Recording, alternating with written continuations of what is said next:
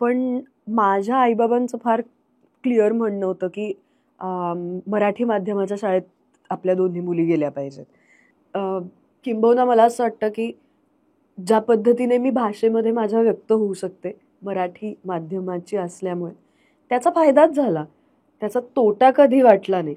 त्या काळातल्या 2 व्यक्ती म्हणजे कवी शंकर वैद्य आणि मंगेश पाडगावकर यांच्याशी फोनवर गप्पा मारण्या इतकी छान ओळख झाली. पण मला असं वाटतंय की माझ्याकडे फिल्म का येत नाही. आपण असं म्हणूया 50 चित्रपट बनत असतील प्रश्नच नाही वर्षभरात. चला असं म्हणूया की त्यातले 15 चित्रपट चांगले चालणारे किंवा अशा पद्धतीचे म्हणूया. या 15 चित्रपटांपैकी एकाही दिग्दर्शकाला का असं नाही वाटलं की मला विचारावं, पत्र लिही पण नको पाठवू शाई मधुनी काजळ गहिरे, लिपिरेषांच्या जाळी मधुनी नको पाठवू हसू लाजरे. एआय सारखी कविता लिहून तुला देईल, नो डाऊट अबाउट इट. पण एआय स्पृहाला जे लिहायचंय जे म्हणायचंय ते लिहिल का? तर जोपर्यंत स्पृहा आहे तोपर्यंत तिचं म्हणणं राहणार आहे. ओव्हरऑलच मी फार कॉम्प्लिकेटेड व्यक्ती आहे एकत्र राहण्याच्या दृष्टीने. त्यामुळे नातं टिकण्यासाठीचे सुद्धा सगळे जे मार्क आहेत ते त्याला आहेत, मला नाही आहेत. ओके. आमच्या रिलेशनशिपमध्ये. आणि हे काही हरकत नाही म्हणजे स्पष्ट बोलायला की काही फार ठराविक माझ्या आयुष्यातली जवळची माणसं आहेत, म्हणजे सगळी मिळून मोजली तर एक 10 ते 12च्या घरात ती बसतील. ती आहेच की, ती टाळून आपण कुठं जातोय. म्हणजे आपण असं अजून म्हणूच शकत नाही की संस्कृती आपली पुरुष प्रधान नाही आहे ना. त्याच संस्कृतीमध्ये आपण सगळे काम करतो आहोत. मातृदिनाच्या दिवशी आम्हाला सगळ्यांना शाळेमध्ये एक नानकटाईचं म्हणजे 2 नानकटाया आणि 1 चॉकलेट असं एक पाकिट मिळायचं. जे पाकिट आम्हाला सांगायचं की घरी जाऊन आपल्या आईला द्यायचं आणि थँक्यू म्हणायचं, तिच्या पाया पडायचं. आपण आपल्या आईला कधीच सांगत नाही की तू किती करतेस आपल्यासाठी. स्पंदनांचे नेटके घर बांधतो पाऊस हा, आतल्या ओल्या नभाशी नांदतो पाऊस हा, रांगते काही मनाच्या कोवळ्या काचेवरी, अन मनाच्या पावलातून वाजतो पाऊस हा.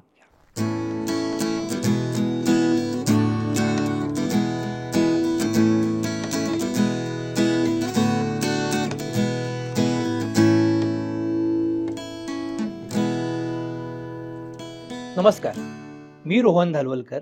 इसाबनिधी चॅनलच्या छापा गाठा या कार्यक्रमात तुम्हा सर्व रसिक प्रेक्षकांचं अगदी मनापासून स्वागत करतो.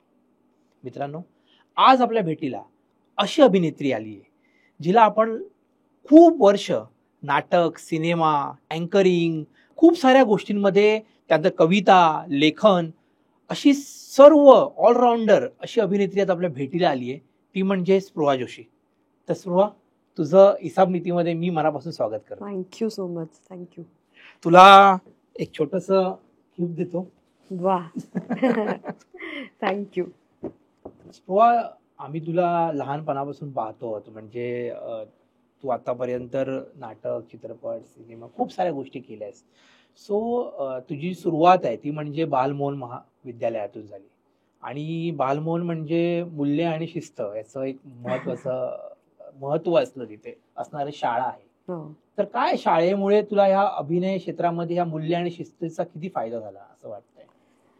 मूल्य आणि शिस्त आणि अनेक वर्षांची जी दादासाहेब रेगेंची शिक्षणाविषयीची एक दृष्टी होती बालमोहन विद्यामंदिर शाळा सुरू करताना, ती आम्हाला सगळ्यांना अनुभवायला मिळाली. म्हणजे फक्त अभ्यास एके अभ्यास असं न करता शाळेचे विद्यार्थी कसे सगळ्या गोष्टींमध्ये जास्तीत जास्त भाग घेतील आणि त्यांच्या कलागुणांना जितका जास्त वाव देता येईल तितका आमच्या शाळेने प्रयत्न केला नेहमी. म्हणजे शिस्तीचं महत्त्व होतंच, पण त्याहीपेक्षा पलीकडे मला असं वाटतं 8वी 9वी 10वीची ही जी वर्ष असतात जी अभ्यासाच्या दृष्टीने फार महत्त्वाची वर्ष असतात, पण मी माझ्या सगळ्यात जास्त एक्स्ट्रा करिक्युलर ॲक्टिव्हिटीज ज्या आहेत ते त्या 3 वर्षात केल्या आहेत. आणि मला असं कुठल्याही शिक्षकांनी म्हटलं नाही की तू तासांना नाही आहेस, तू गृहपाठाच्या वह्या पूर्ण करत नाही आहेस किंवा ते केलंच पाहिजे तरच या बाकी सगळ्या गोष्टी करायच्या. उलट मी जी बक्षिसं मिळवत होते, मी ज्या गोष्टी करत होते त्यामुळे आपल्या शाळेचं कसं छान नाव होतंय आणि अशा पद्धतीचं प्रोत्साहनाचं वातावरण शाळेत खूप जास्त होतं. म्हणजे आपण केलेल्या छोट्या छोट्या गोष्टींचं जर का मोठ्या मंडळींनी कौतुक केलं, एस्पेशली त्या वयात, ते फार आपल्याला भारी वाटत असतं. सो तो आत्मविश्वास मला वाटतं तिथे त्या वयामध्ये बिल्डअप झाला. आणि बालमोहन म्हटल्यानंतर ओघाने माझ्यासाठी नाव येतं विद्याताई पटवर्धन. कारण मी आत्ता या क्षणी जे काही आहे अभिनय मी करतेय, कविता करते, या सगळ्याचं श्रेय विद्याताईंचं आहे. किंबहुना हे मला जमतंय, जमू शकतं, हा सगळा विश्वास त्यांच्यामुळे मनात तयार झाला. माझी पहिली म्हणजे एकांकिका शाळेत असतानाची मी 2रीत असताना केली. पण आम्ही दिनूचं बिल नावाची एक एकांकिका केली होती शाळेत, जेव्हा मी 2रीत होते. सो विद्याताईंनी पहिल्यांदा स्टेजवर उभं राहायची संधी दिली. विद्याताईंमुळे पहिल्यांदा हे अँकरिंग म्हणजे काय, सूत्रसंचालन एखाद्या कार्यक्रमाचं म्हणजे काय ते कळलं. छोटी छोटी शाळेतली गॅदरिंग्ज असतील, काही कार्यक्रम होत असतात, काही पाहुणे आले की त्यांची ओळख करून द्यायची, भीड चेपणं ज्याला म्हणतो आपण, की कुठल्याही पद्धत काही असेल आपण करू शकतो, हा जो एक विश्वास असतो तो त्या वयात त्यांनी दिला. सो नंतर त्या गोष्टीचं कधी प्रेशर नाही वाटलं आणि तितकं हसत खेळत आणि मजा करत आम्ही करायचो. विद्याताईंच्या नावाखाली आता सांगायला हरकत नाही, पण शाळेचे इतके तास मी बंक केलेत. लोक कॉलेज बंक करतात ना, मी शाळेचे तास बंक केलेत, नाटकाची तालीम आहे असं सांगून. पण मजा होती आणि आम्ही खूप खूप एन्जॉय करायचो ती सगळी जी प्रोसेस होती ती. सो बालमोहनचं महत्त्व माझ्या आयुष्यात खूपच जास्त आहे. पण मग आता असं वाटतं का की जे शाळांना एक वेगळं स्वरूप आलंय आता, की म्हणजे ह्या शाळेत जायला पाहिजे, ICSE, CBSE आणि ह्या वेगवेगळ्या प्रकारच्या, त्याचं तुला काय वाटतं ही मराठी विद्यालय जी खऱ्या अर्थाने होती आणि आताच्या ह्या शिक्षण पद्धतीबद्दल काय वाटतं? शिक्षण पद्धतीबद्दल म्हणजे overall बोलायला शिक्षण- मी शाळेबद्दल म्हणजे overall. लहान व्यक्ती आहे. पण माझ्या आईबाबांचं फार क्लिअर म्हणणं होतं की मराठी माध्यमाच्या शाळेत आपल्या दोन्ही मुली गेल्या पाहिजेत. कारण एकतर आमच्या घरातलं वातावरण फारच मराठमोळं होतं, त्यामुळे इंग्लिशमध्ये जो अभ्यास पुढे पुढे येत जाईल, आणि माझ्या आईबाबांचा ट्युशन्सवरती विश्वास नव्हता अजिबातच. सो मी मला वाटतं 8वीत गेल्यानंतर जेव्हा मला सेमी इंग्लिश झालं बालमोहनमध्ये, त्यानंतर पहिल्यांदा मी क्लासला गेले, म्हणजे ट्युशन क्लासेसना शाळेच्या व्यतिरिक्त. सो घरीच आम्ही आमचा अभ्यास करायचो, त्याच्यात आम्ही दोघी खेळायचो, स्पोर्ट्समध्ये होतो. सो तितका वेळ मग कदाचित देता आला नसता या सगळ्या बाकीच्या गोष्टींना. आणि आईचं म्हणणं होतं की ज्या भाषेत मला घरी तुमच्याशी बोलता येतं त्याच भाषेत शाळेतही तुमच्याशी बोललं गेलं पाहिजे. सो हे आईबाबांचं खूप क्लॅरिटी त्यांच्या डोक्यामध्ये होती. अर्थात ओव्हरऑल आता पुढे गेल्यानंतर काळ बदलला. त्यावेळेला तितके ICSE CBSEचे ऑप्शन्स पण नव्हते आसपास, आणि माझी आई स्वतः बालमोहन विद्या मंदिराची विद्यार्थिनी होती. सो तिचं ठाम ठरलं होतं की आपल्या मुलींनी बालमोहनमध्येच गेलं पाहिजे. सो ते कन्फ्युजन कधीच नव्हतं माझ्या पालकांच्या मनामध्ये. मला कधीच हा न्यूनगंड वाटला नाही बाहेर वावरताना. किंबहुना मला असं वाटतं की ज्या पद्धतीने मी भाषेमध्ये माझ्या व्यक्त होऊ शकते मराठी माध्यमाची असल्यामुळे, त्याचा फायदाच झाला, त्याचा तोटा कधी वाटला नाही. कधी कधी मध्येच असं वाटायचं की अरे स्ट्रीट स्मार्ट इंग्लिश आपल्याला थोडं कमी येतंय की काय. पण जसे जसे आपण बाहेर वावरायला लागतो तसे तसे मला वाटतं आपोआप आपल्याला तो अंदाज येत जातो. आणि आपल्याला जशी एखादी भाषा येत नसते, बऱ्याचदा समोरच्यांनाही येत नसते. त्यामुळे आपण उगाचच कधी कधी आपल्याला भाषेचा न्यूनगंड तयार करून घेतो मनामध्ये. सो तो थँकफुली माझ्या मनात कधी तयार झाला नाही. त्यामुळे हा विचार आता, म्हणून ती बदलती शाळांची परिस्थिती आता मला वाईट वाटतं की अरे मराठी माध्यमाच्या इतक्या चांगल्या चांगल्या शाळा, आपण ज्या शाळेत होतो तेव्हा बालमोहन होती, पार्ले टिळक होती, राजा शिवाजी होती, नाबर गुरुजी, सरस्वती विद्या मंदिर, साने गुरुजी, किती शाळा त्यावेळेला मराठी माध्यमाच्या उत्तम चालू होत्या. आणि आताही कदाचित उत्तम शिक्षण असेल, आपला तसा संपर्क तुटल्यामुळे मला तितकी कल्पना नाही. पण अचानक मग शाळानंतर मग शिक्षण सुरू झालं, कॉलेज वगैरे, आणि मग UPSC वगैरे, हे काय सगळं प्रकरण आहे? UPSC साठी तयारी आणि हे कसं काय तिथे? माझ्या बाबांची फार इच्छा होती. एकतर काय, मी शाळेमध्ये हुशार विद्यार्थ्यांमध्ये गणली जाणारी मुलगी होते. किती टक्के मिळाले? अदरवाईज 90% कायम वरती, आणि 10वीत बरोबर मी अभ्यासच केला नाही, 86% मिळाले. ओके. सो त्यामुळे असं एक आपल्याकडे ठराविक पॅरामीटर्स असतात की ही मुलगी आयुष्यात काय करणार आहे पुढे, असं आईबाबांच्या आपोआप मनात तयार होत असतं. पण मी 9वी 10वीतच माझ्या आईबाबांना सांगितलं होतं की सायन्सला मी जाणार नाही, काही झालं तरी. मला अजिबात सायन्स मॅथ्स हे विषयच आवडायचे नाहीत. त्यामुळे कॉमर्स अर्थात बाहेरच होतं कायमच. सायन्स पण कधीच आवड लागली नाही त्या विषयांची. पण भाषा विषय, इतिहास हे सगळे माझ्या आवडीचे विषय. त्यामुळे आर्ट्सला मी जाणार हे नक्की ठरलेलं होतं. म्हणून मग बाबांची अशी इच्छा होती की करायचं तर मग काहीतरी टॉपचं करायचं, असं नाही उगाचच काहीतरी फतरूड काहीतरी आपण केलं असं नाही पाहिजे. आपण काहीतरी छान केलं पाहिजे आपल्या आयुष्यात. तर मग आर्ट्सला जाऊन स्ट्रीम्स काय तुमच्या पुढे ओपन होतात, तर मग पत्रकारितेचं एक क्षेत्र माझ्या डोक्यात होतं, किंवा अभिनय. तुला खरंच सांगते, मी अभिनेत्री होणार आहे हे कधीच माझ्या लिस्टमध्ये करिअरचा नव्हतं. ओके. ती कायम एक तो छंद होता, हॉबी होती. आणि आईबाबांचीही अशीच इच्छा होती की मी अभिनयाचं म्हणजे करिअर म्हणून विचार करू नये. सो म्हणून बाबांचं असं होतं की मग IAS ऑफिसर व्हायचं आणि मग छान काहीतरी काम करायचं आयुष्यात, चांगला वापर झाला पाहिजे आयुष्यात. मग त्यामुळे कॉलेजनंतर पुढची जवळपास 1.5-2 वर्ष मी UPSCचा अभ्यास करत होते. पण मीनवाईल लहानपण देगा देवा नाटकाची ऑफर आली. त्याआधी मी अग्निहोत्र मालिका केली होती आणि अनेक मालिका त्याआधी केल्या होत्या आणि रीतसर ब्रेक घेतला होता अभिनयातनं. मी करतच नव्हते अभिनयात काहीच. पण सुनील बर्वे हर्बेरियम नावाचा एक प्रोजेक्ट करत होते, त्याच्यातलं सूर्याचे पिल्ले नावाचं नाटक खूप गाजलं होतं. आणि त्याच्यानंतरचं दुसरं प्रोजेक्ट लहानपण देगा देवा असणार होतं. तर त्याचे 25च प्रयोग असणार होते. ओके. तर मी बाबांकडे मस्का लावला की 25च तर प्रयोग आहेत ना, मला करू दे 25 प्रयोग. आणि आवड होतीच, म्हणजे ती तगडी आवड होती. असं नव्हतं की ती अशी थोडकी आवड नव्हती, पण ते जाणवलं नव्हतं की आपल्याला हे खऱ्या अर्थाने आवडतं आणि ह्याच्यात आपण रमतो आहोत. पण ते 25 प्रयोग करता करता इट वॉज म्हणजे क्वाईट क्लिअर की मला दुसरं काहीच करायचं नाही. त्यामुळे ते 25 प्रयोग जेव्हा संपले तेव्हा मी बाबांना सांगितलं की मला अभिनय क्षेत्रात करिअर करायचं, UPSC नाही करायचं. एक मोठा बॉम्ब पडला आमच्या घरी. आणि पण हे अभिनय क्षेत्र तसं अनसर्टनिटीने भरलेलं आहे पूर्ण, आणि याच्यामध्ये खूप वेळेला अपयशच पदरी जास्त पडतं. अशा वेळेस काय करते तू? म्हणजे तुझ्या लेखी अपयश म्हणजे काय? त्या वेळेच्या मला असं वाटतं आपण ज्या मनस्थितीमध्ये असतो आणि आपल्या ज्या गरजा असतात, मानसिक आणि फिनान्शियल सुद्धा, त्याच्यावरती अपयशाचा कोशंट ठरतो असं मला वाटतं. म्हणजे ह्याची कुठली या क्षेत्रात वावरताना प्रिसाईज व्याख्या नाही आहे. दुसरं असं आहे की क्षेत्र असं आहे की मी जे काम करते ते समोरच्यासाठी असं असू शकतं की अरे केवढं काम करते,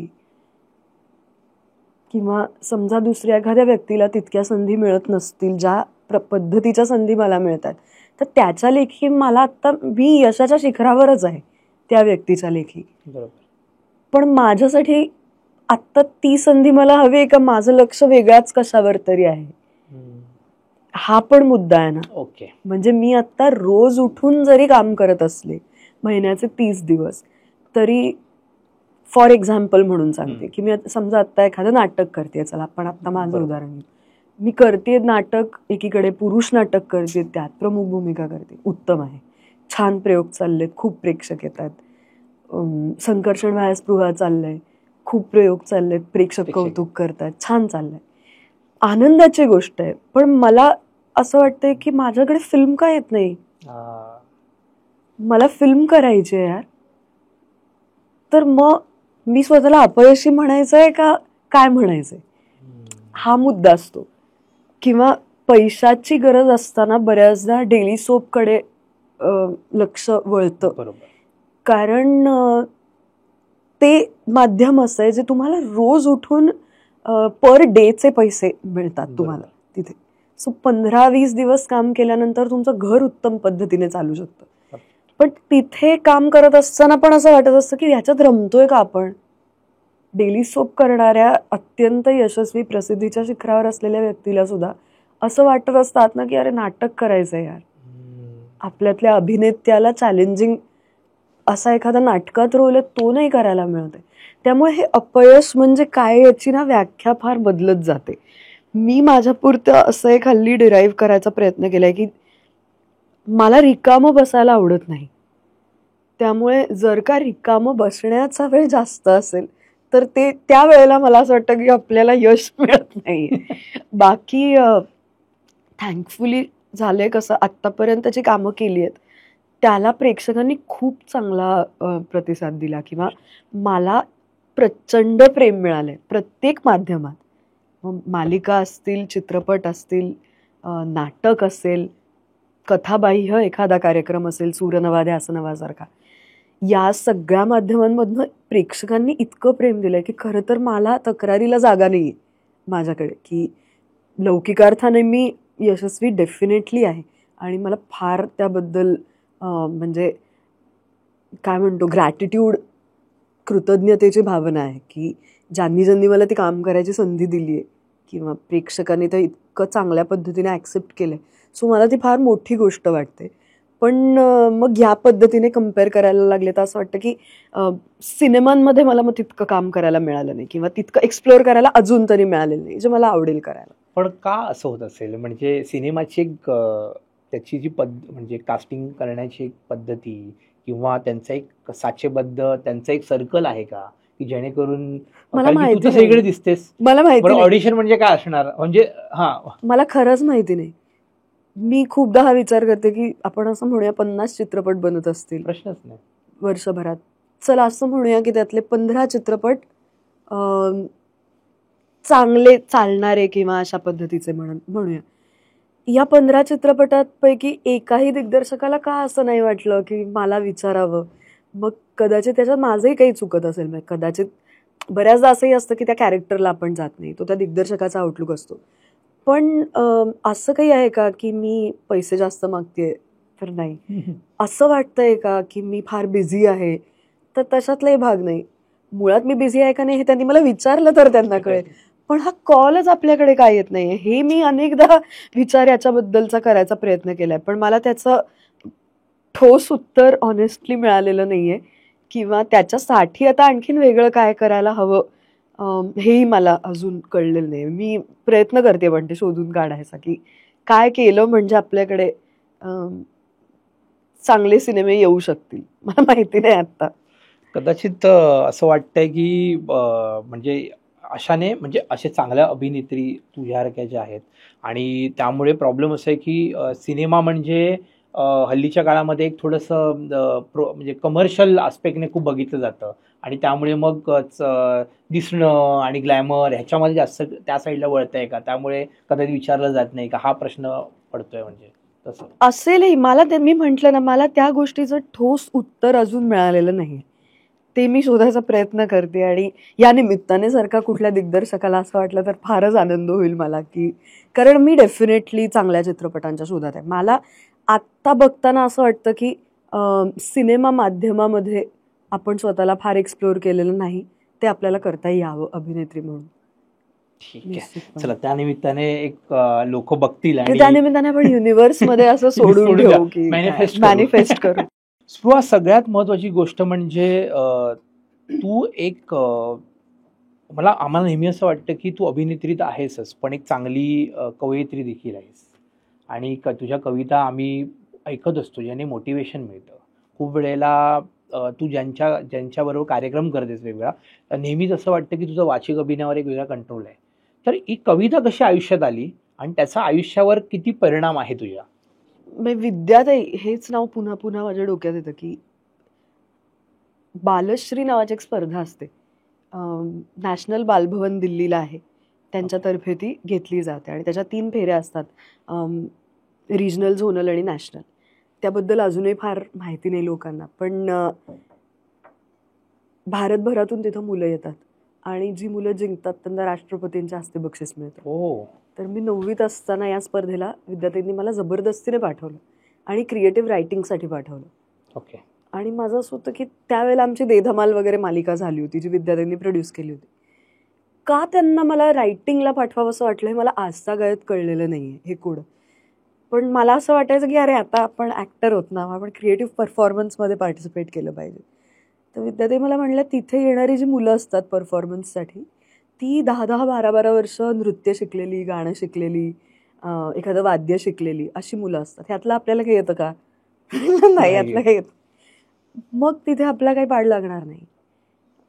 क्रिएटिव्ह रायटिंगला जर मला माहिती आहे तू चांगलं लिहू शकतेस, तर मी रायटिंगला त्या स्पर्धेला गेले. मी त्यांना सांगितलं मी पेपर कोरा देऊन येईन, उगाच मला तुम्ही जबरदस्ती. विद्याताईंचं आमचं नातं असं होतं किंवा आहे की आम्ही त्यांच्याशी ह्या अशा पद्धतीने बोलू शकायचो की म्हणलं मी पेपर कोरा देऊन येईन, माझ्यावर जबरदस्ती नका करू तुम्ही. म्हणजे जात आधी तू जा मग बघू. तर तिथे पहिल्या राऊंडला वेगवेगळे विषय होते. म्हणजे आपल्याला मराठीच्या पेपरात असतात अगदी तसे नाही, पण एक विषय होता स्टेपलरचं आत्मवृत्त लिहा. काय स्टेपलरच्या मनात असेल ते लिहा. किंवा एक विषय असा होता की पृथ्वी आणि आकाश एकमेकांशी गप्पा मारतात तर त्यांचा संवाद लिहा. आणि मला असं झालं की असे विषय आपल्याला कोणीच देत नाही कधी. निबंधाचे पण ठरलेले विषय असतात आपल्याला पेपरमध्ये जे मराठीच्या लिहायचे असतात ते. सगळ्यात इंटरेस्टिंग होतं त्यांनी शब्द दिले होते आम्हाला, अभ्यास, परीक्षा, टेन्शन, पेपर, मार्क, थापा आणि निकाल.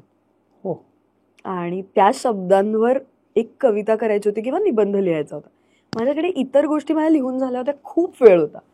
म्हटलं बघूया ट्राय. म्हणून मी माझ्या आयुष्यातली पहिली कविता तिथे केली त्या दिवशी. आणि मग मला असं एक युरेका मोमेंट असतो ना, तो युरेका मोमेंट आला माझ्या पूर्ण एक आयुष्यात की आपण काहीतरी वेगळं केलंय आणि आपण डायरेक्ट एक कविता लिहिली आज. आणि मी इतकी एक्साइट झाले आणि मी फुल एक्साइटमेंटमध्ये आले. परत नंतर रिझल्ट लागला, माझं झोनलला सिलेक्शन झालं, झोनल करून नॅशनलला गेले. आणि भारतभरातनं जी 10 मुलं सिलेक्ट होतात, 5 मुलं सॉरी, त्या 5 मुलांमध्ये माझं सिलेक्शन, मला तो अवॉर्ड मिळाला बालश्री. आणि तेव्हा आपले राष्ट्रपती डॉक्टर APJ अब्दुल कलाम होते. सो त्यांच्या हस्ते मी 9वीत असताना मला हे अवॉर्ड मिळाले. सो माझं अख्खं पर्स्पेक्टिव्ह त्याच्यानंतरचा बदलून गेला त्या स्पर्धेने. आणि मग त्या स्पर्धेच्या निमित्ताने पुन्हा कविता लिखाण चालू झालं. आणि मग असं लक्षात आलं की अरे हे आपल्याला ह्याच्यात मजा येते, आपल्याला असा विषय जास्त मजेने मांडता येतो. म्हणजे मला कायमच अजूनही मला निबंध गद्य लिखाणापेक्षा कुठलाही विषय पटकन माझ्या डोक्यात पद्याच्या स्वरूपात जास्त रेंगाळतो. मग माझं कवितांचं वाचन वाढलं, मग मला पाठ्यपुस्तकातल्या कविता जास्त आवडायला लागल्या. आणि मग तो माझा स्वभाव आहे की आवडायला लागल्यानंतर मग मी आणखी त्याच्या खोलात जायला लागते. तसं झालं. मग माणसं आणखीन छान भेटत गेली. कॉलेजमध्ये आल्यानंतर कॉलेजचं जे काव्यसंमेलन म्हणजे जी मुलं घेऊन एक सुरू होतं ते लगेच त्याच्यात भाग घ्यायला लागले. मग त्याच्यानंतर मराठी वाङ्मय मंडळ रुईया कॉलेजचं खूप उत्तम होतं. तिथे मीना गोखले मॅम होत्या आमच्या, किंवा लीना केदारे होत्या. खूप चांगले चांगले शिक्षक तिकडे होते कॉलेजमध्ये.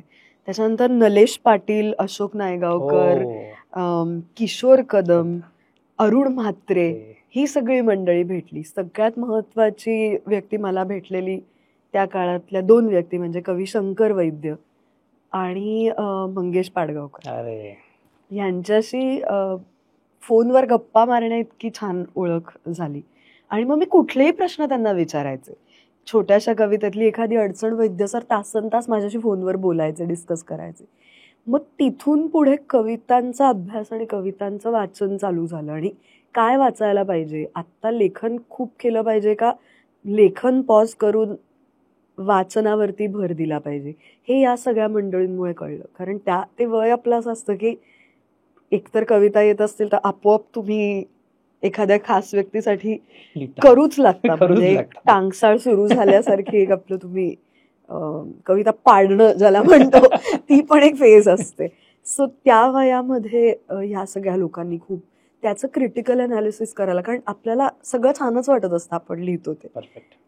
त्या वयात काय चांगलं आहे आणि काय नाही आणि कुठे जायला पाहिजे आपल्याला हे शिकवणारी ती माणसं खूप महत्त्वाची होती. त्यामुळे आजही त्यांचा इम्पॅक्ट माझ्यावरती खूप आहे. विजय तापस सर आमचे रुईयाचे, ते आता नाही आहेत आपल्यामध्ये, पण त्यांनी कविता समजून कशी घ्यायची हे मला शिकवलं.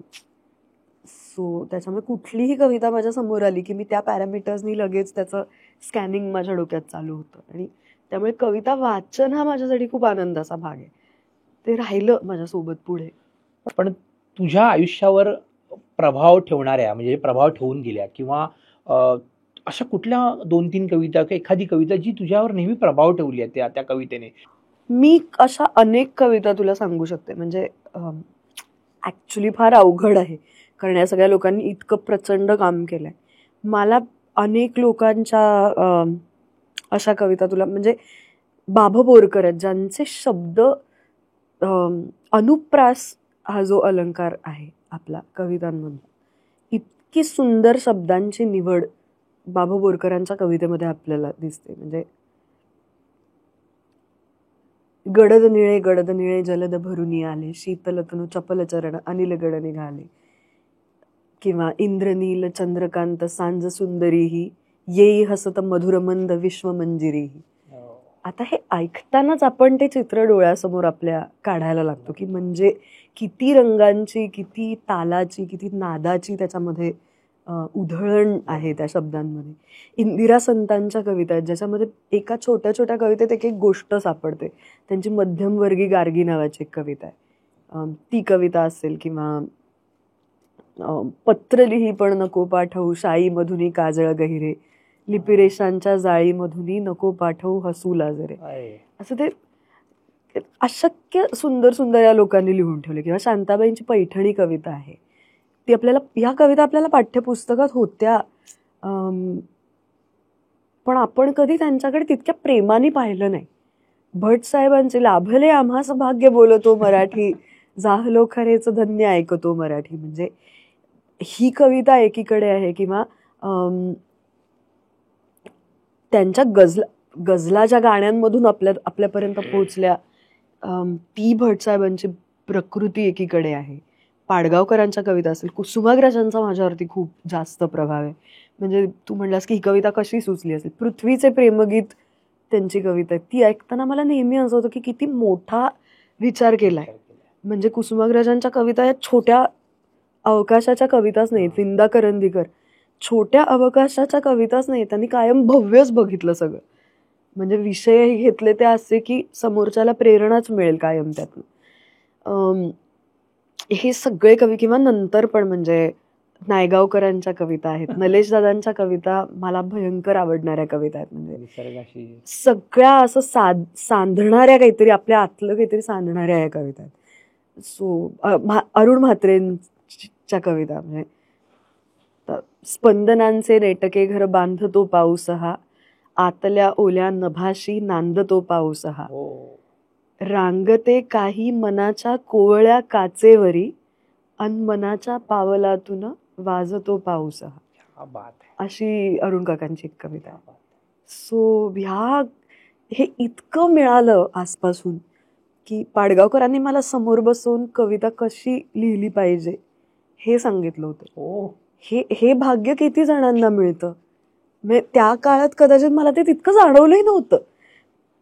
आपल्याला खूप नंतर कळतं की आपल्या आयुष्यात आलेली व्यक्ती कोण होती आणि आपल्याला काय मिळालंय त्यांच्याबरोबर. म्हणजे पाडगावकर थोरच आहेत हे मला माहितीच होतं तेव्हा, पण किती किती थोर आहेत आणि हा जो वेळ त्यांनी आपल्याला दिलाय तो किती महत्वाचा आहे हे कळायची त्यावेळेला शक्ती नव्हती. म्हणजे ती काय म्हणतो, ती कुवतच नव्हती. मला असं वाटतं अरे चला गप्पा मारायच्या त्यांच्याबरोबर जाऊन. पण आज सुद्धा जेव्हा एक ती फेज येते की सुचत नाहीये, काही ड्राय पिरियड आहे, काहीच कळत नाहीये, नवीन काही होत नाहीये आपल्याच्याने लिहून, तेव्हा मला मग पाडगावकर आठवतात. त्यांनी मला सांगितलं होतं की रोज सकाळी उठून मी माझं एक त्यांचं ठरलेलं टेबल होतं त्यांच्या खोलीत, तिथे सगळे त्यांची ती तो पेन स्टँड, त्यांना आवडणाऱ्या पुस्तकांचा गठ्ठा, कोऱ्या कागदांचा गठ्ठा, वह्यांचा गठ्ठा असं ठेवलेलं असायचं. आणि वरती मला आठवते खिडकीच्या इकडे असं एक कोपऱ्यात त्यांचं पुस्तकांचं कपाट होतं. त्यांनी मला सांगितलं होतं मी रोज उठतो, तयारी करतो आवरून छान सकाळी, आणि एक ठराविक वेळेला टेबलावरती येऊन बसतो आणि मी काहीतरी लिहितो. मी काहीतरी लिहितो. ते रोज मला कविताच सुचते अशातला भाग नाही, पण कविता त्या दिवशी सुचली नाही तर माझ्याकडे अनेक हिंदी पुस्तकं आहेत, मीराबाईंचे अभंग आहेत, कबीराचे अभंग आहेत, मी अनुवाद करतो. पण माझ्या मेंदूला सवय लागली आहे म्हणजे प्रत्येक दिवशी रोज उठून काम करायची. हा एक्सरसाइजचा भाग आहे, हा रियाजाचा भाग आहे ना. म्हणजे जसं गायक उठून रियाज करतो, नर्तक रियाज करतो, लेखकाचा रियाज काय आहे, तर हा येतो रियाज. मग ते आठवतात, वैद्य सर आठवतात की कुठल्याही कवितेच्या डेप्थमध्ये आणखीन कसं जायचं. मग तो कवी ते मला नेहमी म्हणायचे की प्रत्येक घटना वाचताना पहिल्यांदा अनेकांच्या मनात येतं की ही कविता अशी लिहिली आहे म्हणजे काय त्या कवीच्या आयुष्यात खरंच तसं घडलं होतं का. पण कवीकडे परकाया प्रवेशाची खूप छान किल्ली असते. मी तुझ्या मनात काय चाललं असेल, नॉट नेसेसरी मी त्याचा अनुभव घेतलाय की नाही, मी इमॅजिन करून हे लिहू शकते. ही किती मोठी गोष्ट आहे. सो मला अशा फार या लोकांनी मला खूप दिलंय काय काय. खरंच सांगतो म्हणजे खरंच अशा अभिनेत्री किंवा अशी माणसं पण ओव्हरऑल खूप कमी आहेत की त्यांच्या आयुष्यामध्ये अशी माणसं आलेली आहेत. पहिली गोष्ट. दुसरी गोष्ट, पालक म्हणून आईबाबांचं खूप म्हणजे मला माहिती आहे, कारण की स्पृहा आम्ही बघितलंय तुला की तुझे पालकांनी तुझ्यासाठी काय काय केलंय. म्हणजे सगळ्याच गोष्टी त्यांनी पालक म्हणून इन्व्हर्टेड कॉमा केल्या आणि तुम्ही त्या म्हणजे अशा घेतल्या पण आहेस, म्हणजे ऑब्झर्व केल्यात डायरेक्ट ते अशा. तर मला तेच पुढे जाऊन विचारायचं की विद्यार्थिनी म्हणून जसं शाळेतून शिकलीस, पालकांकडनं शिकलीस, सगळ्याकडनं शिकलीस, तू आता काय तुला शिकावंसं वाटतंय? कारण की आता येणारा काळ हा खूप चेंज आहे. म्हणजे आर्टिफिशियल इंटेलिजन्स येत आहे किंवा आता सगळंच जग बदलणार आहे पुढच्या 5 वर्षात. नाही म्हटलं तरी ते बदलणार आहे. तर ॲज अ कलाकार म्हणून तुम्ही काही गोष्टी स्वतःमध्ये काही चेंजेस आणता आहात का? कारण की मी ही गोष्ट तुझ्याकडनं प्रश्न हासाठी कारण तू नेहमी शिकत आली आहेस काहीतरी आणि त्या काळात म्हणजे साहित्य, त्याच्यानंतर मग तुमच्या घरातलं शिक्षण, पण आता पूर्ण टेक्नॉलॉजीचं जग येईल. म्हणजे आज मी स्पृहा जोशी आणि तिचा प्रवास एवढं जरी टाकलं तरी मला स्क्रिप्ट लिहून येते ChatGPTवर. इतकं सोपं झालं. किंवा मी लिहिलं की मला पाडगावकरांच्या 2 कविता, म्हणजे इतकं ते झाल्यानंतर तुम्ही आता ह्याच्यावर कसं काम करणार आहात आणि ह्याची भीती पण वाटते की हे फायदेशीर ठरेल, काय वाटतंय तुला overall? I think it is too early to tell. कारण शेवटी हे काय अंकगणित नाहीये. म्हणजे व्यक्त होणं कुठल्याही पद्धतीने हे काय अंकगणित नाहीये. सी, बदल होतच जातो प्रत्येक काळामध्ये. 50-60 वर्षांपूर्वी, 100 वर्षापूर्वी आपण म्हणूया, जिथून फिल्म मेकिंग चालू झालं तिथूनही आपण खूप पुढे आलो. हळूहळू पिढीगणिक बदल होत जातो. प्रत्येक आधीच्या पिढीला तो बदल कधीच आवडत नसतो, पण भाग पडतं तो स्वीकारण. एका पॉइंट नंतर तो चांगला आहे का वाईट आहे, व्हायला पाहिजे का नाही व्हायला पाहिजे, ह्याच्या पलीकडे जाऊन आपल्याला तो स्वीकारणं भाग आहे, हे सत्य ॲक्सेप्ट करायला पाहिजे असं मला वाटतं. दुसरी गोष्ट मी अजूनही म्हणूनच म्हणते की कदाचित आपल्या लाईफ टाईममध्ये हे इतकं पुढे जाणारही नाही. तोपर्यंत सुद्धा मानवी स्किलसेटला तितकंच महत्त्व राहणार. जिथे अभिव्यक्तीचा मुद्दा आहे, जिथे कितीही तू AI मध्ये टाक की मला एक कविता लिहून दे, अजून तरी मला वाटत नाही पुढची 50 वर्ष तरी AI माझ्यासारखी कविता लिहू शकेल. AI सारखी कविता लिहून तुला देईल, नो डाऊट अबाउट इट. पण AI स्पृहाला जे लिहायचंय, जे म्हणायचंय ते लिहिल का? तर जोपर्यंत स्पृहा आहे तोपर्यंत तिचं म्हणणं राहणार आहे. ओके. बदलत्या काळानुसार पुन्हा मी म्हणते की जो बदल होईल त्याला आपल्याला ऍक्सेप्ट करावंच लागतं. AI सोड, आपण कॉलेजमध्ये होतो तेव्हा इंस्टाग्राम कुठं होतं, फेसबुक कुठे होतं, आपण ऑर्कुट पर्यंत होतो. ह्या सगळ्या गोष्टी इतक्या वेगाने बदलत गेल्या, आपण अडॅप्ट झालो ना. आज माझी आजी सुद्धा, ती आता 86 वर्षाची आहे, ती स्मार्टफोन वापरते, ती व्हॉट्सॲप वापरते, ती फॉरवर्ड्स करते. ती मध्यंतरीचा एक किस्सा तिचा सांगते. माझी एक फिल्म वर्षभरापूर्वी रिलीज होणार होती, त्याचा प्रीमियर होता. तिची तब्येत बरी नव्हती. तर नॉर्मली आता घरातल्या लोकांना आपण प्रीमियर आणि याला घेऊन जातो. मी म्हटलं अरे आजी आता तुला नाही बघता येणार सिनेमा. त्याच्यावरती म्हणली त्याला काय जातंय, मी नेटफ्लिक्सवर बघीन. हो, ती अपडेटेड आहे. सो जर का 86-87 वर्षाची माझी आजी हे पचवू शकते, तर वयाच्या 35शीत मला हे पचवायला काहीच हरकत नाही. दुसरी गोष्ट, काय शिकायचंय तू मला विचारलंस. आता मी माझ्या आवडीनिवडी फार रॅन्डम आहेत. ओके. सो मला कधीच एकच गोष्ट खूप वेळ करायला आवडलेली नाही. मी शोधत राहते नवं नवं नवं काय काय स्वतःसाठी. सो कदाचित हे कविता करणं, म्हणजे अभिनय हे माझं मूळ काय व्यवसायाचा भाग आहे. पण मी कविता करते, मला गाणी लिहायला आवडतात, मी अँकरिंग करते, हे त्यातनंच त्या आवडीतनंच आलंय. आणि हळूहळू आता तो स्किल सेट मी डेव्हलप केलाय माझा स्वतःचा म्हणून. त्या व्यतिरिक्त माझे अनेक छंद आहेत. मला क्रोशे करायला आवडतं, जे मी आत्ता वर्षभरापूर्वी आजीकडूनच पुन्हा शिकले. सो मी ते आणखीन त्याच्यावरती आता हळूहळू मास्टरी मिळवायचा प्रयत्न करते. माझी खूप अनेक वर्षांपासूनची इच्छा आहे की एखादं वाद्य शिकायचं. किती वेळ या सगळ्यांमधनं मिळेल मला माहिती नाही, पण मला युकुलेले किंवा काहीतरी सारखं एक वाद्य शिकायचं आहे. शाळेत असताना गाणं शिकायचंय आणि ते नंतर सुटलं. गाण्याकडे कधीच नंतर लक्ष दिलं नाही. तर माझी खूप इच्छा आहे गाणं शिकावं. बाकी काय समोर जसं येईल तसं करत राहायचं. आणि मला अभिनयाच्या दृष्टीने असं फार वाटतं की हिंदी शिकायचंय मला चांगलं. ओके. स्पोकन हिंदी ज्याला म्हणतो आपण, ते जास्त चांगलं. मला उत्तम हिंदी बोलता येतं. तू हिंदीमध्ये कविता केल्यास? नाही. ओके. एकही नाही केली आज? एखाद दुसरी मागे केली होती, पण त्याच्यानंतर ते माझी ती ऑब्व्हियस भाषा नसल्यामुळे पटकन. मी गंधार संगोराम जो संगीत दिग्दर्शक आहे, आम्ही गाणं केलं होतं हिंदी. सो ते आय थिंक स्पॉटिफायवरती वगैरे तुम्हाला गंधारच्या प्लेलिस्टमध्ये ऐकायला मिळेल. पण त्याच्यानंतर मुद्दाम असं कधी हिंदीत लिहावं असं वाटलं नाही. पण मला त्यामुळे हिंदीमध्ये मी काम केलंय आणि करतेही आहे. सो त्याच्यासाठी चांगलं हिंदी बोलता येणं हे मला वाटतं ते शिकलं पाहिजे.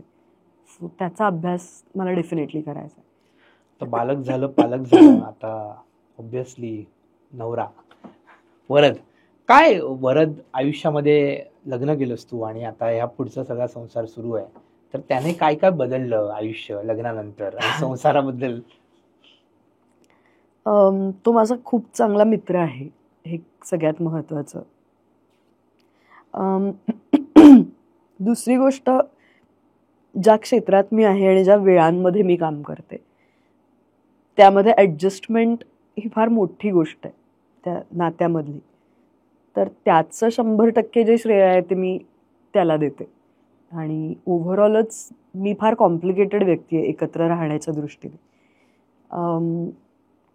त्यामुळे नातं टिकण्यासाठीचे सुद्धा सगळे जे मार्क आहेत ते त्याला आहेत, मला नाही आहेत. ओके. आमच्या रिलेशनशिपमध्ये. आणि हे काही हरकत नाही म्हणजे स्पष्ट बोलायला की ते टिकण्यासाठी जे जे काही करावं लागतं ते त्या सगळ्या पद्धतीने कायम जास्त त्याने केले. आणि कामाच्या बाबतीत त्याने कायम सपोर्ट केला मला. मी कुठलं काम करायचं कुठलं नाही या बाबतीतला एकतर तो पूर्ण अखंड स्वातंत्र्य ते माझं आहे पहिल्यापासूनच. सो इनफॅक्ट त्याच्याशी चर्चा करून मी बऱ्याचदा कामं घेते. मला असं वाटतं की मी काय म्हणतो, मी फार पटकन रिॲक्ट होणारी किंवा फार मला खोलात पटकन विचार करता येत नाही. ओके. सो तो जो इम्पल्स आहे माझ्यातला त्याला कंट्रोल करण्याचं एक फार चांगलं म्हणजे ती स्टेबिलिटी आणायचं काम तो करतो. सो त्याचं महत्त्व खूप जास्त आहे माझ्यासाठी त्या आमच्या रिलेशनचं. आणि हल्लीच्या काळात लग्न व्यवस्था आणि ह्या सगळ्या गोष्टी, म्हणजे मध्ये एक तुमची मुलाखत बघितली होती मी अनुरूप विवाह संस्थेच्या निमित्ताने, तेव्हा म्हटलं की लग्न व्यवस्था आणि ही सगळ्या गोष्टी आता एक वेगळ्या टप्प्यावर आहेत. आणि अशा वेळेला म्हणजे असं म्हणतात ना, जर टिकायचं असेल तर टिकेल ते, त्या पद्धतीने असताना आणि तुम्ही एवढं कॉम्प्लिकेटेड जगात, कॉम्प्लिकेटेड इन द सेन्स इतकं सगळं असताना टिकवून ठेवणं आणि सगळ्या गोष्टी वेळ देणं एकमेकाला मुळात ते जरा कठीण आहे. म्हणून हा प्रश्न मुळात आला. पुढचा एक विषय तो म्हणजे ग्रॅटिट्यूड. तू एक डायरी स्वरूपात आहे आणि तो प्रकार काय आहे आणि एक्झॅक्टली तो कळायला पाहिजे प्रेक्षकांना. ऍक्च्युली ते कोविडच्या काळामध्ये सुरू झालं. म्हणजे जो Okay. कोविडचा पहिला अगदी लॉकडाऊन जो लागला ना, जेव्हा काहीच कळत नव्हतं की काय चाललंय, म्हणजे मुळात कोविड काय आहे, लॉकडाऊन काय आहे, का लागलाय, एवढं काय झालंय. आणि पहिला तो 21 दिवसांचा लॉकडाऊन होता. आणि चालू असलेलं काम अचानक थांबलं. म्हणजे मला आठवतंय, माझी 4-5 दिवसानंतर भुजची फ्लाईट होती. म्हणजे एका वेब सिरीजचं शूट चालू होणार होतं. सो जे कॅन झालं ऑब्व्हियसली कोविडमुळे. आणि असं वाटलं की अरे, अचानक सगळं थांबलंय, तर स्वतःला आपण कधी कधी मोटिवेट करायला ज्या गोष्टी करतो, बरोबर. ते खरं त्यातनं चालू झालं. की 2 दिवस खूप रडण्यात गेले की Okay. एवढं चांगलं आलेलं काम, सगळ्या दृष्टीने, म्हणजे रोलच्या दृष्टीने, ज्या पद्धतीने ते प्लेस होणार होतं, ते मला जे पैसे मिळणार होते त्यातून, ते सगळं आता आहे काय. आणि बरं, त्या पायी दुसऱ्या काही गोष्टींना नाही म्हणून बसले होते. हा लॉकडाऊन आणि हा सगळा प्रकार इतका ताणला जाईल ह्याची तेव्हा काही कल्पना नव्हती. तर असं 1-2 दिवस त्याच्यात गेल्यानंतर असं आलं की स्वतःला आता बाहेर यातनं काढलं पाहिजे. आणि मीनव्हाईल मित्रमैत्रिणींची, घरच्यांची जे फोन कॉल्स आणि सगळं चालू होतं, त्याच्यातनं असं लक्षात आलं की फक्त आपल्याला नाही, हे बाकी अनेकांना वाटतंय. पण ते अनेकांना वाटतंय हेही त्यावेळेला थोडंसं लांबचा बरोबर. भाग होता. ते जास्त स्वतःपुरतं मर्यादित होतं. मग असं झालं की पिंटरेस्टवरती मला ते एक हे सापडलं की 21 डेज ऑफ ग्रॅटिट्यूड. ओके. आणि त्याच्यामध्ये काही पॉइंटर्स होते की कुठल्या कुठल्या गोष्टी आपण विचार करतो का या सगळ्या गोष्टींबद्दल, की तुमच्या आयुष्यातली अशी एक व्यक्ती जिच्याकडे पाहिल्यानंतर तुम्हाला समाधान मिळतं, तर आपण खोलात जाऊन विचारच नाही करत त्या गोष्टीचा. किंवा आज सकाळी उठल्यापासनं अशी एक गोष्ट ज्याच्यासाठी तुम्ही खूप समाधानी आहात, एक गोष्ट, तर आठवून बघितलं तर आपल्याला सापडतात त्या गोष्टी. आणि असं होतं की अरे, हे तर आहे ना, बाकी काही असेल नसेल, हे तर आहे. मग असं होतं की 1 डे ॲट अ टाइम. आणि त्यावेळेला ते सगळ्यात जास्त महत्वाचं होतं की आत्ता फक्त आजच्या दिवसाचा विचार करू, उद्याचा उद्या, मग पुढे काय होईल ते नंतर बघूया. कशाचीच शाश्वती नसताना आसपास तुम्ही काय सांगणार स्वतःला. तर ते त्यातनं सुरू झालं. आणि मग ती ग्रॅटिट्यूड डायरी म्हणून मी लिहायला लागले. आणि मग असं वाटलं की हे हे हे चांगलं उतरतंय, तर आपण हे पोस्ट करू. मग मी ते फेसबुकवरती पोस्ट करायला लागले एव्हरी डे. आणि मग त्याच्या खालती मग ती चर्चा व्हायला लागली. मग सगळे लोक व्यक्त व्हायला लागले की हो, आम्हालाही असंच वाटतंय, आम्हालाही असंच वाटतंय. मग मी असं सांगायचे की माझा प्रॉम्प्ट हा आहे, मी हे लिहिलंय, ह्याला तुम्ही घेऊन तुम्ही लिहा. ओके.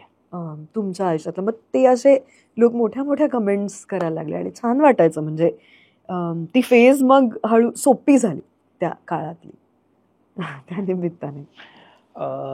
स्पृहा, माणूस नेहमी भीती ह्या गोष्टीला नेहमी म्हणजे भीती वाटते प्रत्येक गोष्टीची. तुला कुठल्या गोष्टीची भीती वाटते सर्वात? मगाशी मी म्हटलं, मला रिकामं बसायची खूप भीती वाटते. आणि काही फार ठराविक माझ्या आयुष्यातली जवळची माणसं आहेत. म्हणजे सगळी मिळून मोजली तर एक 10 ते 12च्या घरात ती बसतील, इन्क्लुडिंग आई बाबा आणि सगळी मंडळी जी मला माझ्या खूप जवळची वाटतात.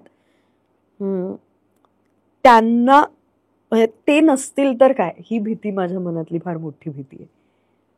त्याने मी इन्सिक्युअर होते. मे बी बाकी फार गोष्टींनी तशी इन्सिक्युअर होत नाही.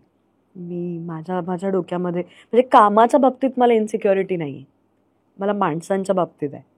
म्हणजे ही माणसं जर का नाहीत तर आपण काय करायचं, हे मला ही सगळ्यात मोठी भीती आहे माझ्या डोक्यातली.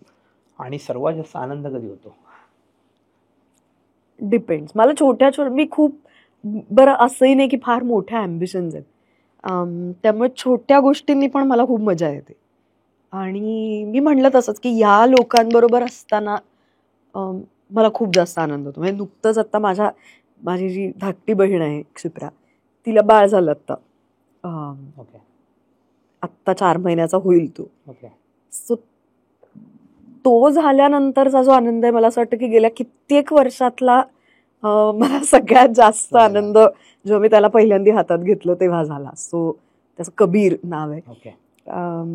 सो आय थिंक आपल्या माणसांबरोबर असतानाचे जे मोमेंट्स आहेत, मग एकत्र बसून जेवतोय, मी काहीतरी कुक केलंय, मला स्वयंपाक करायला आवडतो किंवा खाऊ घालायला आवडतो लोकांना, सो किंवा बेसिक मित्रमैत्रिणींबरोबर गप्पा मारतोय, कॉफी पितोय, कुठेतरी 4 दिवस काढून लांब गेलोय, नुसते बसलोय शांतपणे, ह्याच्यामध्ये मला खूप जास्त मजा येते आणि आनंद वाटतो. आणि टू बी व्हेरी ऑनेस्ट, कितीही टेन्शन असेल, काही असेल, मी जर स्टेजवर उभी असेन आणि परफॉर्म करत असेन आणि कॅमेऱ्यासमोर असेल, तर मला बाकी काहीही नसलं तरी चालतं. म्हणजे I am very happy if I am on the stage or in front of the camera. Great.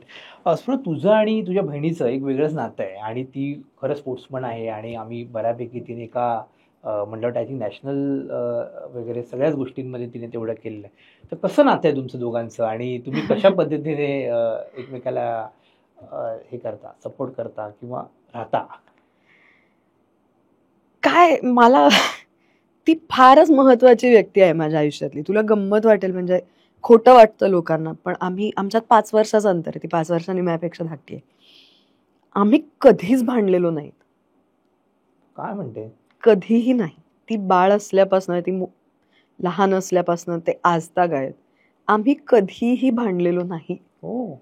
म्हणजे खरोखरच एकतर ती आता ती मोठ्या बहिणीसारखी वागते कधी कधी, पण शी वॉज अ बेबी. म्हणजे मी तिला अगदीच माझं बाळ असल्यासारखंच वागवलेलंही आहे आणि तसंच तिच्याशी तितक्याच हक्काने मी तिला ओरडली आहे सुद्धा, अभ्यासावरनं असेल किंवा. पण ती माझा आणि मी तिचा सगळ्यात स्ट्रॉंग सपोर्ट आहोत. हे कधीच बदललेलं नाही आणि यापुढेही कधी बदलेलं असं मला वाटत नाही. इतकं करिअर स्वतःचं उत्तम केल्यानंतर आणि इतक्या अचीवमेंट्स तिच्या असताना स्पोर्ट्समधल्या, जिम्नॅस्टिक्समधल्या, इतकी जमिनीवर असलेली दुसरी व्यक्ती मला माहिती नाही. ती इतकी चांगल्या स्वभावाची मुलगी आहे. इतक्या कॉम्पिटिटिव्ह स्पोर्टमध्ये असताना सुद्धा तिच्या तोंडून मी एकदाही कुठल्याही तिच्या प्रतिस्पर्ध्याविषयी एकही वाईट गोष्ट ऐकलेली नाही, कोणाबद्दलची तक्रार ऐकलेली नाही.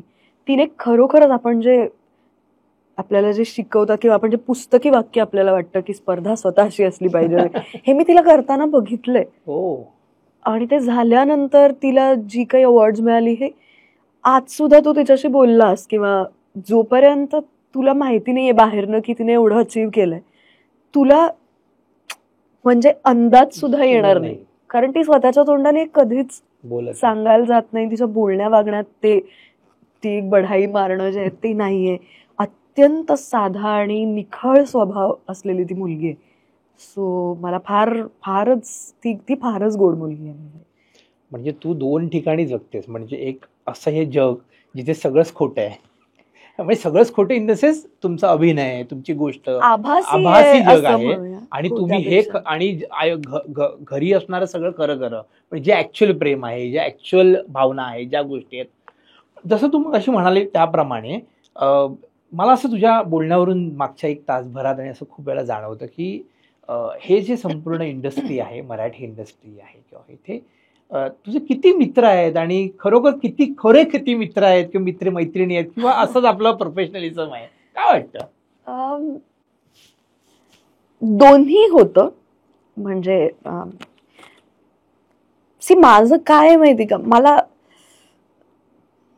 माझ्या घरचेही नेहमी म्हणतात की मला फार माणसाशी धरून नाही ठेवतायत. म्हणजे मी इकडनं तिकडे असाही थोडासा स्वभाव आहे. दुसरी गोष्ट, मला खूप लोक आले, आता वाढत्या वयामुळे असेल कदाचित, माहिती नाही, पण मला खूप लोक जिथे एकत्र जमलेत अशा ठिकाणी मी कम्फर्टेबल नसते. मी लहान ग्रुप्समध्ये कम्फर्टेबल असते. मग इव्हेंट्स जिथे आपलं काम नाहीये, म्हणजे अवॉर्ड फंक्शन्स असतील, पार्टीज असतील, प्रीमियर्स असतील, स्क्रीनिंग्स असतील, त्याला मग शक्यतो मी फार हौसेने किंवा उत्साहाने मी तिथे आहे सगळ्यांमध्ये, असं कमी होतं. जिथे अगदीच गरजेचं असतं तिथे ऑब्व्हियसली मी असतेच किंवा जातेच, किंवा जो इव्हेंटच मी अँकरिंग इव्हेंटचा एखाद्या करत असेल तर तिथे मी असते. पण त्या मोठ्या ग्रुपमध्ये मला आउट ऑफ प्लेस वाटतं. म्हणजे मग इकडनं तिकडे अरे हा पण दिसतो, अरे ही पण दिसते, मग हे करायला मला कळत नाही की आपण नक्की कोणाशी बोलायचं, काय बोलायचं. मला सुचत पण नाही अनेकदा की विषय काय काढायचा आणि काय बोलायचं. पण लहान लहान ग्रुप्स असतात जिथे आपली माणसं आहेत, तिथे मी असते, रमते. आहेत मैत्रिणी या क्षेत्राचे, उत्तम मैत्रिणी आहेत. आरती मोरे, अनिता दाते, आरती वडकबाळकर, स्नेहा माजगावकर, ह्या माझ्या खूप चांगल्या मैत्रिणी आहेत, ज्यांच्याबरोबर मी, अश्विनी कासार, अश्विनी तर माझी म्हणजे कॉलेजपासूनची मैत्रीण आहे. सो ज्यांच्याबरोबर हक्कानी मी बसून छान मज्जा करते. आणि ग्रुप्स तर असे आहेतच, ते असं काही मी माणूस घाणी नाही आहे. सो तुला असं वाटेल की ही फारच कटकटी आणि अशी हे नको, असं काही नाही आहे. मी रमते त्यांच्यातही, पण फ्रिक्वेन्सी माझी तितकी नाही. आणि दुसरं आता असं होतं की रोज उठून नाटकाचा म्हणजे काही ना काहीतरी प्रयोग असेल, शूट असेल, त्याच्यानंतर मग थोडका वेळ जो घरी मिळतो तो मग असं होतं की आज आराम करू, किंवा आज आपण आपल्या घरी थांबू, काहीतरी आपलं क्रोशेचं करू, वाचन करू, काय एखादं अनेक दिवसांपासूनच एखादी कॉन्सेप्ट मनात असते, लिहून होत नसते, त्याच्यावरती काम करू. संकर्षण व्यासपृहाच्या निमित्ताने काही वाचन केलं जातं कवितांचं, किंवा थोडंसं लक्ष दिलं जातं त्याबद्दल. सो ते स्वयंपाक जे रोज उठून करता येत नाही. सो ह्या सगळ्या गोष्टींकडे मग जरा जास्त आवडतो स्वयंपाक करायला. भयंकर. ओके. आणि जेव्हा जेव्हा वेळ मिळतो तेव्हा घरी असेल तेव्हा करते, पण असं नाही की म्हणजे रोजचं चारीठाव मी सगळं करून डब्बा भरण्याची किंवा रोजचा नाश्ता, जेवण, रात्रीचं जेवण ही जबाबदारी थँकफुली माझ्यावर नाही आहे. पण जेव्हा मी घरी असते तेव्हा मी आवडीने स्वयंपाक करते आणि उत्तम करते. ओके. आता महत्त्वाचं म्हणजे तुझे प्रोजेक्ट्स. आता सध्या जसं नाटक चालू आहे आणि संकर्षण स्पृहा कार्यक्रम देखील चालू आहे, पुरुष नाटक चालू आहे. याच्या व्यतिरिक्त येणाऱ्या काळात आम्हाला काय पाहायला मिळणार आहे वर्षभरात, नवीन एखादी गोष्ट? काही गोष्टी आता अगदीच म्हणजे पाईपलाईन मध्ये आहेत, त्यामुळे त्या बोलण्याच्या टप्प्यावर अजून आल्या नाहीत. पण काहीतरी डेफिनेटली बघायला मिळेल आणि चांगलं असेल ते, ह्याबद्दल म्हणजे मी I am pretty sure about it. मी खूप चांगलं नवीन नाटक वाचलंय. सो माझी इच्छा आहे की या डिसेंबर नंतर त्याच्यावरती काम सुरू करावं.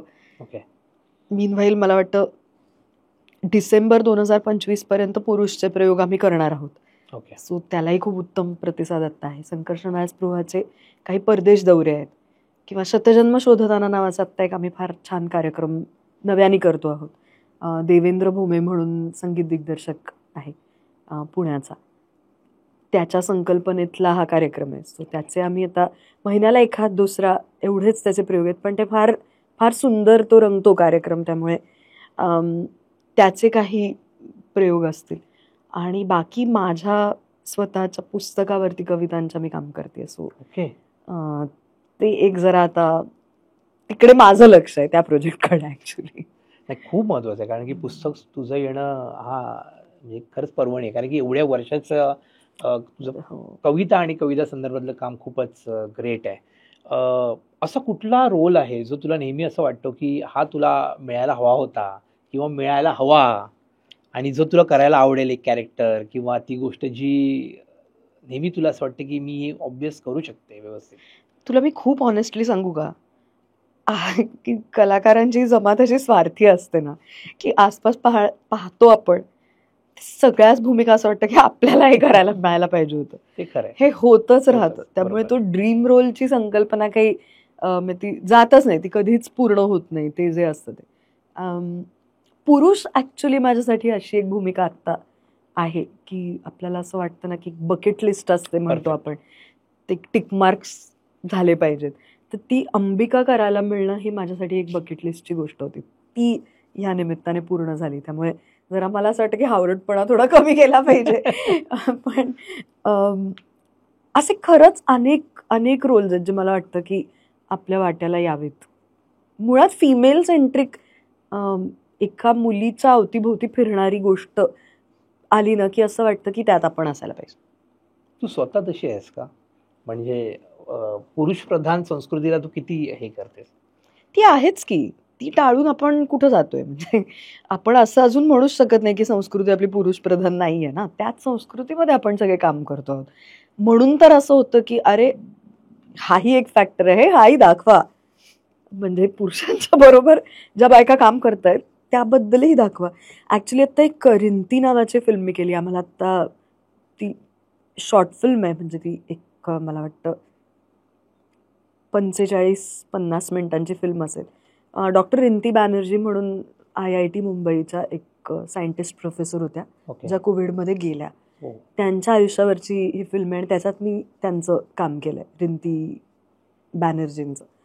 सो ती आता रिलीज होईल फिल्म. सो अशा काही गोष्टी जेव्हा येतात तेव्हा खूप भारी वाटतं. म्हणजे तिथे स्वतःला पण आपण एक चॅलेंज करतोय असं वाटतं आणि ही गोष्ट सांगितली जायला पाहिजे असंही वाटतं.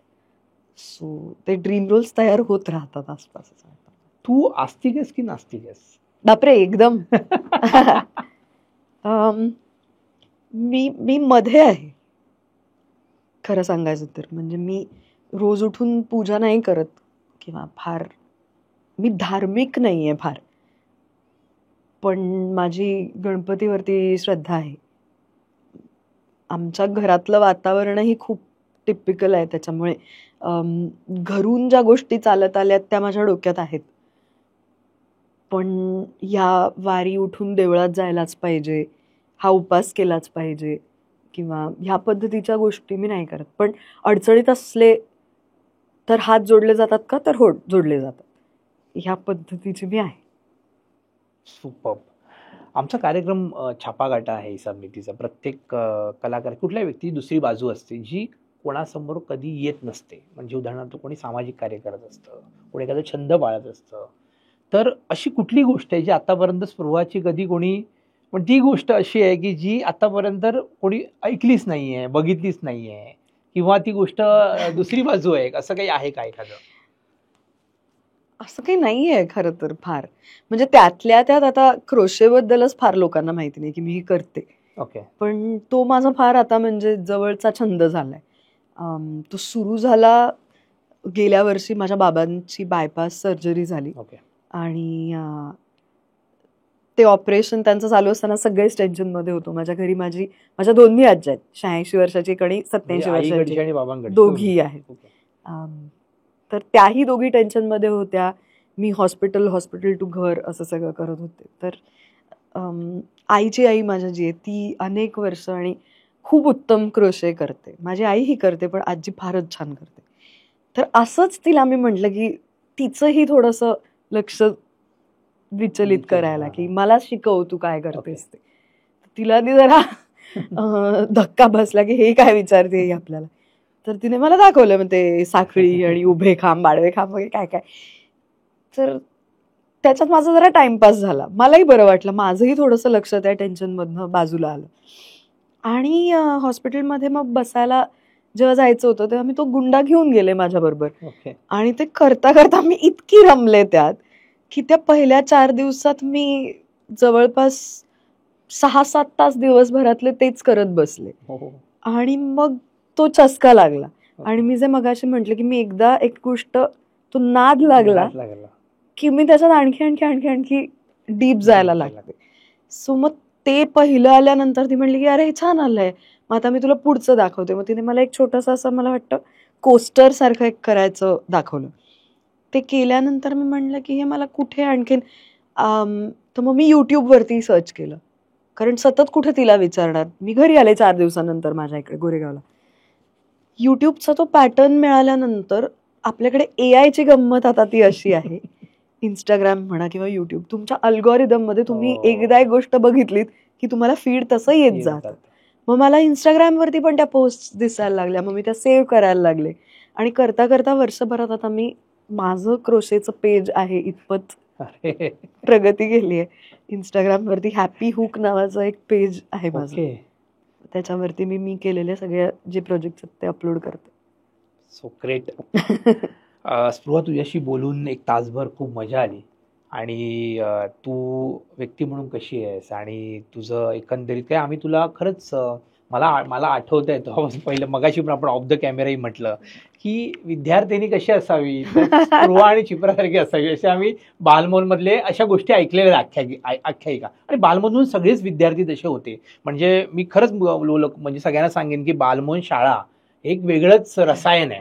म्हणजे तेव्हाच तिथे ऍडमिशन मिळणं एक वेगळं प्रेस्टिजियस मानलं जातं. अरे तुला साधी गंमत सांगते, म्हणजे मला दुसऱ्या कुठल्या शाळांमध्ये होतं का माहिती आहे, असेल प्रत्येक शाळेची काहीतरी एक गंमत, पण उन्हाळा सुरू झाला की आमच्या शाळेत खाली नेऊन आम्हाला म्हणजे कलिंगडाची फोड सगळ्या विद्यार्थ्यांना. हो, एक कलिंगडवाला यायचा, कलिंगड आणि उसाचा रस. त्याच्यानंतर श्रावणातल्या शुक्रवारी चणे, किंवा चैत्र सुरू झाला की आंब्याची डाळ, तिळगुळ.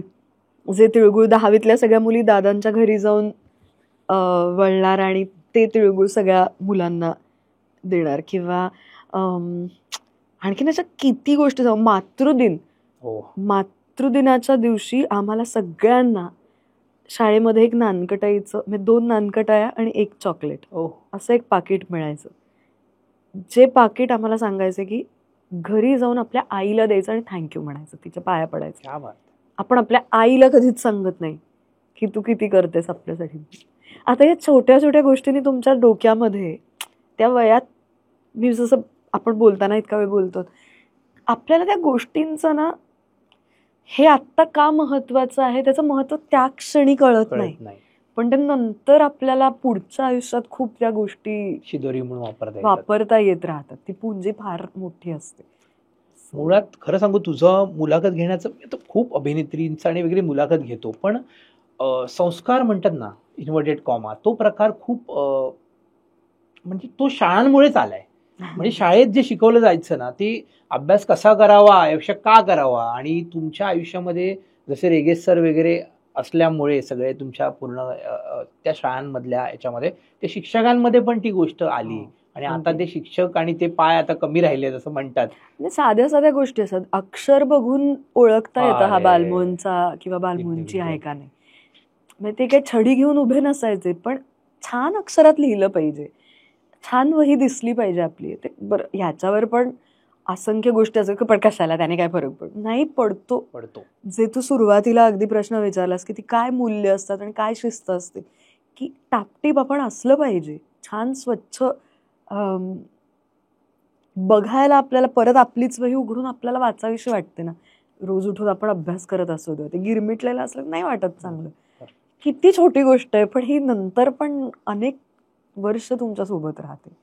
नाही, नंतर हे सगळं मॅनेजमेंट आणि या सगळ्या गोष्टी शिकवल्या म्हणजे ते इथे बसतं ना, ते हत्तीच्या गोष्टीसारखं आहे. ते साखळदंडाने बांधून ठेवलं तर तोडू शकत नाही, तसं ती गोष्ट होते. आणि तीच गोष्ट नंतर तुम्हाला तुमच्या आयुष्यामध्ये वेगवेगळ्या टप्प्यांवर उपयोगी पडत जाते. म्हणून हा पूर्ण जो तुझी मुलाखत घेण्याचा सगळ्यात मोठा बेस हाच होता की सध्या जे विद्यार्थी वेगवेगळ्या गोष्टींमध्ये जाऊ इच्छितात त्यांचा बेसच सुपर्ब आहे. तुझा बेस सुपर्ब होता की तो बेस इतका कॉन्क्रीट आहे, कारण की दादरने खूप दिलंय ना. दादरने काय काय दिलंय तुला सांगितलं, तर सांग दादरने काय काय दिलं. शिवाजी पार्क, चौपाटी, मोकळी हवा, हवं तिथे हवं तेव्हा जायचं स्वातंत्र्य, कुठल्याही वेळेला बाहेर पडलो तरी भीती न वाटणं, आणि एक घरगुती, आपण बाहेर पडल्यानंतर रस्त्यावर चालणार प्रत्येक व्यक्ती आपला वाटणं ही किती छान गोष्ट दादरची आहे. मी मिस करते दादरला खूप. म्हणजे आत्ता इथे यायच्या आधी ह्या बाजूने आले मी, वरद आणि त्याने मला सोडलं एकीकडे, तर शाळेच्या वाटेवरती आमच्या उसाचा रस, नवनाथ रसवंती गृह म्हणून आहे, त्या गुऱ्हाळातल्या काकांनी पण मला ओळखलं. क्या बात, की कशी, बरं ओळखलं म्हणजे आता मी टीव्हीवर दिसते म्हणून ओळखलं नाही, तू कशी आहेस, गोरेगावला सगळं कसं आहे, आई बाबा आता पुण्यात आहेत ना, त्यांची तब्येत कशी आहे, इतकं बोलून मग मी तिथनं निघाले. सो ही आपुलकी प्रत्येकामध्ये आहे किंवा होती त्यावेळेच्या दादरमध्ये. So great. ह्या स्थितीत आपण थांबूया. थँक्स अ लॉट इसबनी दिला, तू एवढा वेळ दिलास, आणि तुझ्या एकंदरीत मुलाखतीतून येणाऱ्या विद्यार्थ्यांना एक गोष्ट कळावी की तुमचं बेस चांगला असला की कसं झाड उभं राहतं. नक्कीच. कारण की मुळं कोण काढत नसतं, फक्त झाड काढत जातात आणि मुळं काढली आणि ती शाळांनी काढली, तिकडच्या शिक्षकांनी काढली आणि त्यामुळे आता कुठेही आयुष्य टप्प्यावर तुला तिथे प्रत्येक ठिकाणी तुझ्या संस्कार दिसतो, जो प्रत्येक गोष्टींमध्ये दिसतो तो शिस्त दिसते. Thanks a lot. आणि पुन्हा Thank you. एकदा तुझं मी हिसाब नीतीमध्ये आभार मानतो. येणाऱ्या काळात तुला खूप सारं यश मिळो आणि सर्वात महत्वाचं म्हणजे तुला फिल्म मिळो. Marathi Hope so. फिल्म निर्मात्यांना माझी विनंती आहे की एवढी चांगली गुणी अभिनेत्री आहे आणि ब्रेन विथ ब्युटी म्हणतात तशी आहे आणि तिला नक्की मिळावं, कारण की खूप अशा कमी अभिनेत्री आहेत की ज्यांना मुळातच संस्कार आणि मराठी कोर ज्यांना माहिती आहे त्या अशा अभिनेत्री. Thanks a lot. Thank you so Thank much. you. Thank you Thank you so thank you much. Thank you thank you. तर आज आपण भेटलो स्पृहा जोशी ह्या अभिनेत्रीला. खूप बेसिक गोष्टींवर कसं काम करावं, आयुष्यातल्या छोट्या छोट्या गोष्टी किती आनंददायी असू शकतात, आयुष्यातले प्रत्येक क्षण कसे अनुभवावेत, आई बाबा शिक्षक नंतर आता नवरा ह्याच्याशी जोडून घेताना कशा पद्धतीने आपण जोडून घ्यायला हवं आणि त्याचबरोबर आपण समाजाचं काही देणे लागतो आणि समाज वावरत असताना कशा पद्धतीने संस्कार रूपी या सागरामध्ये कसं वावरावं, अशा अनेक गोष्टी आज स्पृहाकडनं आपल्याला पाहायला, ऐकायला आणि बघायला मिळाल्या. पुढच्या वेळेस भेटू तेव्हा नवीन एखाद्या विचारी हुशार माणसाची आणि समाजातील एका चांगल्या घटकाशी भेटण्याचा तुमचा योग येईलच. तोपर्यंत हिसाब नीती बघत राहा, सबस्क्राईब करा, लाईक करा आणि बेल आयकॉन दाबायला विसरू नका. तोपर्यंत गुड बाय.